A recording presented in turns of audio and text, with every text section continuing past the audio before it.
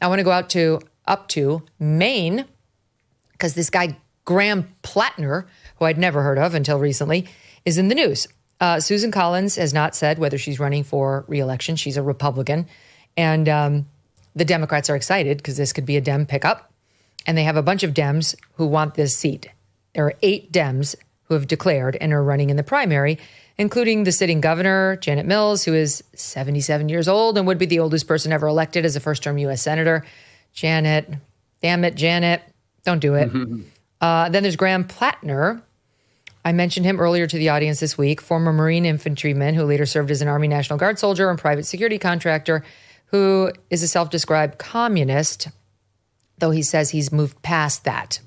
Okay, but there's all these Reddit chats that he's now had to kind of scrub. He tried to scrub, but the internet is forever, where he said things like, all cops are bastards, I'm a communist, and rural white Americans actually are racist and stupid, which is not great. And blacks don't tip. Blacks don't tip. That's nice. Okay. Yeah. Okay. So those are just a couple of lowlights from this guy.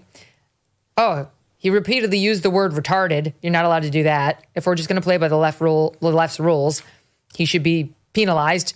He said he was radicalized. He says, I did used to love America, or at least the idea of it. These days, I'm pretty disgusted by it all. He says he's gotten past that too, but these posts were like 3 years ago, like 2022 and 2023. So it's tough to believe that he's magically gotten past it all. And now, because this is America, there's a Nazi reference. There's always a Nazi reference in the waning days of anyone's campaign. And here is his. He went on with the Pod Save guys, Tommy Vietor, to try to do advanced damage control on his Nazi tattoo. Okay, here he is talking to Tommy Vietor, SOT 23. In kind of a non-traditional campaign move, your team actually shared some opposition research on you with me. It's a video from, I believe, a decade ago. Let's just watch an excerpt, and then we should talk about it. He's got his shirt off at a bar, going nuts. Like just drunk. Oh, no, he headbutted something. He's in his underwear. And the reason that we are showing this video is because at the very end, you can see a tattoo on your chest. And I've been told that some of your political opponents are telling reporters that that tattoo has a Nazi affiliation. And I would like to know, is that accurate? Are you a secret Nazi? I am not a secret Nazi. At no point in this entire experience of my life did anybody ever once say, hey, you're a Nazi. It never came up. Until we got wind that in the opposition research, somebody was shopping the idea that I was a secret Nazi with a hidden Nazi tattoo. And I can honestly say that if I was trying to hide it, I've not been doing a very good job for the past 18 years. No, he hasn't, because several members who worked on his campaign, like his campaign manager, Genevieve McDonald, she resigned last week over those Reddit posts and disputed his claims of ignorance about the meaning of that tattoo.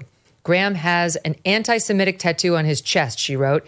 She said he is a history buff who knows damn well what that tattoo means, which I have to say I do find helpful, her interpretation, because when I saw this tattoo, I had no idea what it was. To me, it looks kind of like a skull and crossbones, which is, you know, what they put on little poison bottles, like in It's a Wonderful Life. That's how young George Bailey knew that the pills were poison. He shouldn't deliver them to the family. And old Mr. Gower didn't wind up going to jail for life, the skull and crossbones.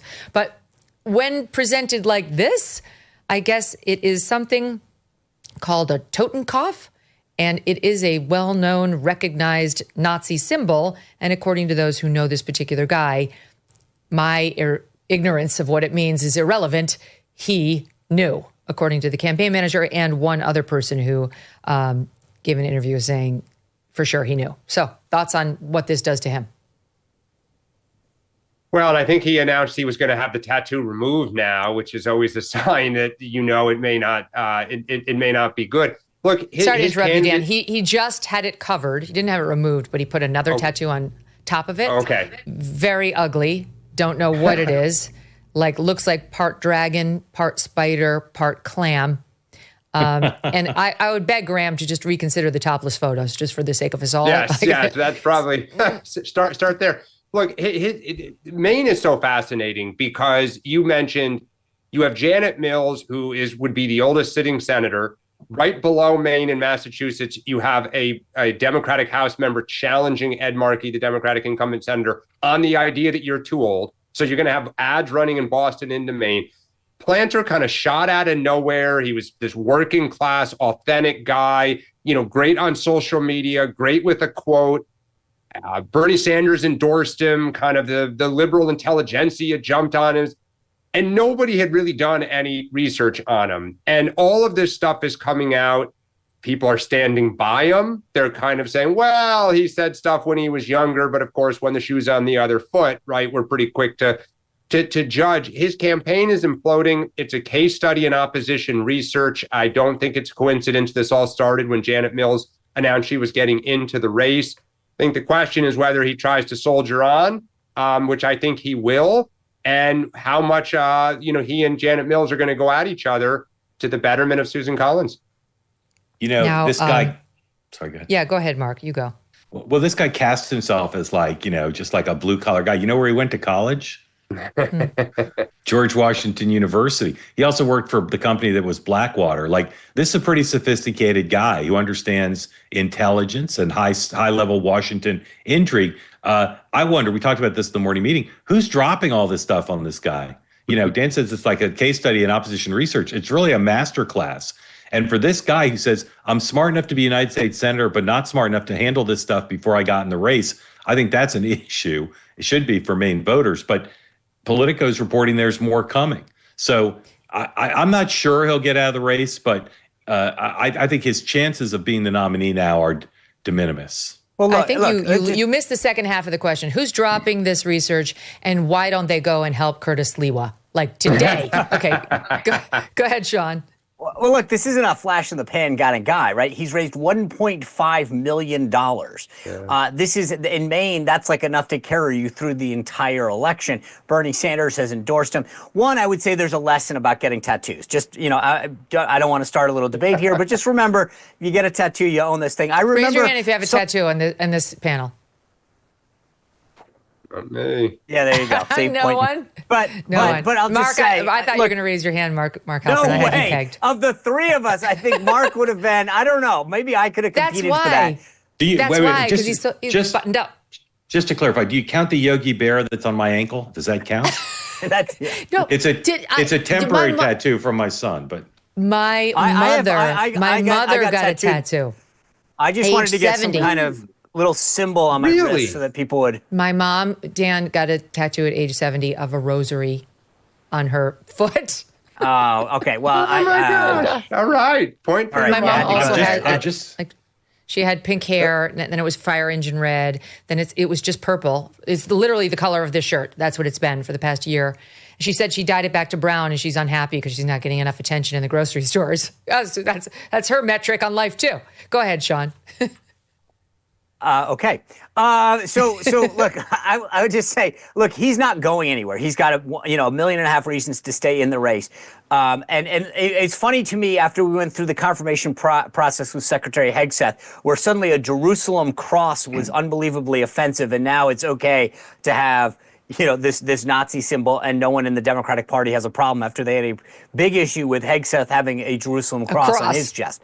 Right. But here's the bigger, broader point, Megyn. There's a through line. Jay Jones, Virginia, Mondami, New York, and then let's go north to Maine with Platner. What is going on in the Democratic Party where you've got each one of these scandals in each one of these states, and yet not in one instance is anyone saying that's a bridge too far. It's okay that Mondami's got all these Muslim ties. It's okay that Jay Jones wants to kill his opponent and watch his children die in the mother's arms. And it's okay to excuse all of these things, all of them, because it's not just one, of Graham Platner, because, well, it's okay. The Democratic Party has a lot to account for right now, but it's not one candidate. There's a through line from the Mid-Atlantic all the way up to the Northeast. Meanwhile, can I just say, they're raining down on those young Republicans, and there definitely were some racist comments in there, but they're pulling out the one that said, I'll be Hitler. And that's the one, like, they have nothing on that guy and that he's making a joke. They're like, this group of young, like, conservatives on campus or something says they're going to vote for the person who's most to the right, the furthest to the right. So the one guy jokingly responds, okay, I'll be Hitler. That's obviously a joke. I'm not excusing all the other stuff in there. I'm not talking about that anymore because the left continues to celebrate right-wing people getting murdered. So I'm done talking about that. But I raise it only to point out they wanted us to look at, okay, I'll be Hitler as like a serious comment that should be disqualifying for Republicans who have nothing to do with those people in that text chain. But this guy who's the actual candidate wearing a Nazi tattoo, that's not a deal. That's fine. We can just move right on without talking about it. And I just want to give you one other piece of evidence. I talked about the campaign manager, but another person told the Free Beacon, the candidate, Graham, what's his name, Platner, referred to the ink as, quote, my Totenkopf, referring to the Nazi symbol. So, like, he knew that it was a Nazi symbol and kept it there. Go ahead, Sean. I was going to say, in that Politico story that you mentioned with the young Republicans, every Republican on earth had to account for those kids and denounce them, right? How do you agree with that? What do you think? Should they resign? Should they be canceled? I haven't seen one national Democrat being asked what they thought about Graham Platner. When Nancy Pelosi was asked about Jay Jones, and she said, that's for Virginians to decide. They get away with this because the press sort of goes, nothing to see here. Republicans all have to account when little Timmy says something at Jefferson Middle School. But when their guy says something in the national news, it's, hey, guys, it's not our state, it's not our problem, and it wasn't serious. You're generally right, although Bernie Sanders was asked about Platner. Okay. And he passed. Yeah. He said, it was a couple of years ago. He clearly doesn't mean it anymore. Yeah. I don't know. If he knew that it was this Nazi symbol, which according to the Free Beacon, he did, that's a problem. I thought the whole defense was going to be, I didn't know I had a Nazi symbol on. But if he actually did know, and he's a history buff, and he's running around with a Nazi symbol on his chest, like, who would be okay with that? I mean, that genuinely does raise some concerns. His defense, according to the Free Beacon, was, he got it in Croatia while on leave. Quote, we got very inebriated and we did what Marines on liberty do. And we decided to go get a tattoo. Okay. I know a lot of Marines. I don't know any with Nazi tattoos. I don't think that is a thing that Marines do. I think most Marines, like, I'm going to go with like 99.99% of them are anti-Nazi, given their history in the Marines. But that's just me. I'm not exactly a 4-star general, so I guess we'll have to leave that one floating in the air. Buy gold and get free silver. That's right. For every $5,000 purchased from Birch Gold Group this month in advance of Veterans Day, they will send you a free patriotic silver round that commemorates the Gadsden and American flags. Look, gold is up over 40% since the beginning of this year, and Birch Gold can help you own it by converting an existing IRA or 401k into a tax-sheltered IRA in physical gold. Plus, they will send you free silver honoring our veterans on qualifying purchases. And if you are current or former military, Birch Gold has a special offer just for you. They are waiving custodial fees for the first year on investments of any amount. With an A+ rating from the Better Business Bureau and tens of thousands of happy customers, consider diversifying your savings into gold. Text MK to the number 989898 for a free info kit and to claim your eligibility for free silver, too, with qualifying purchase before the end of the month. Again, text MK to the number 989898. Message and data rates may apply. Thanks so much for watching. If you like what you just saw, hit the subscribe button for more clips and full episodes.